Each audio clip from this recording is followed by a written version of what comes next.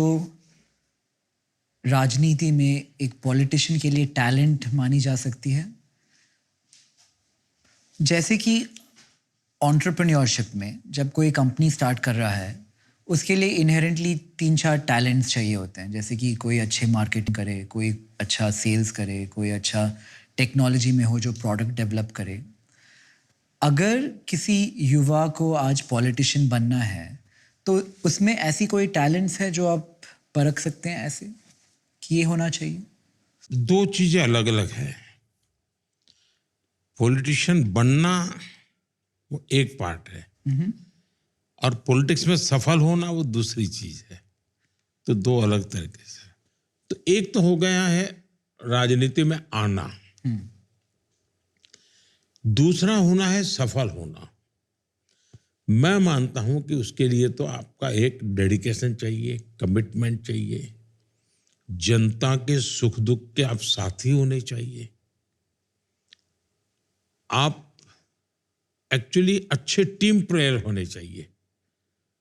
आप ये कहो कि मैं तिस्मार खा हूं और मैं सबको चलाऊंगा और दौड़ाऊंगा, सब मेरा हुक्म मानेंगे, तो वो हो सकता है उसकी राजनीति चल जाए, चुनाव जीत जाए, लेकिन वो सफल राजनेता बनेगा गारंटी नहीं है। और देखिए, देश में मैं कभी कभी सोचता हूं, हो सकता है मैं जो सोचता हूं वो विवाद भी पैदा कर सकता है। जब आजादी का आंदोलन चला, उसमें समाज के सब वर्ग के लोग जुड़े, लेकिन सब पॉलिटिक्स में नहीं आए।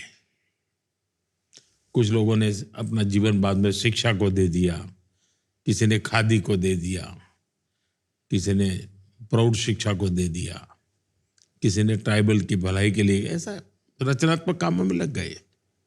लेकिन देशभक्ति से प्रेरित वो आंदोलन था, आजादी का आंदोलन। हर एक के मन में एक जज्बा था, भारत को आजाद कराने के लिए मुझसे जो होगा मैं करूंगा। आजादी के बाद उसमें से एक लॉट राजनीति में आया। और शुरू में देखिए, राजनीति के बाद हमारे देश में जितने टॉलवर्ड लीडर्स थे वो आजादी के जंग से निकले हुए लीडर थे। तो उनकी सोच, उनकी मैच्योरिटी, उसका रूप अलग है, बिल्कुल ही अलग है। इनकी बातें, उनकी बिहेवियर की जो चीजें सुनने को मिलती है, उसमें एक बहुत ही समाज के प्रति अतिशय समर्पण भाव। और इसलिए मेरा मत है कि राजनीति में निरंतर अच्छे लोग आते रहने चाहिए और मिशन लेकर के आए, एम्बिशन लेकर के नहीं। अगर मिशन लेकर के निकले हो तो कहीं न कहीं तो आपको स्थान मिलता जाएगा। एम्बिशन से ऊपर होना चाहिए मिशन। फिर आपके अंदर क्षमता हो गई। अब जैसे महात्मा गांधी,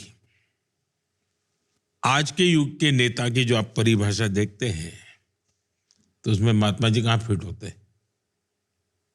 पर्सनालिटी वाइज शरीर दुबला पतला,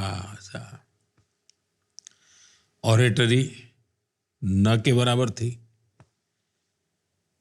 तो उस हिसाब से देखे तो भाई वो लीडर बन ही नहीं सकते थे। तो क्या कारण था? तो जीवन बोलता था। और ये जो ताकत थी, उसने इस व्यक्ति को पीछे पूरे देश को खड़ा कर दिया था।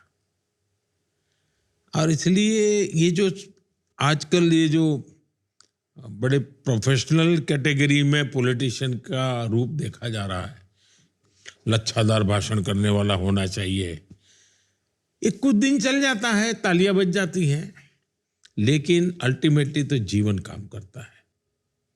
और दूसरा मेरा मत है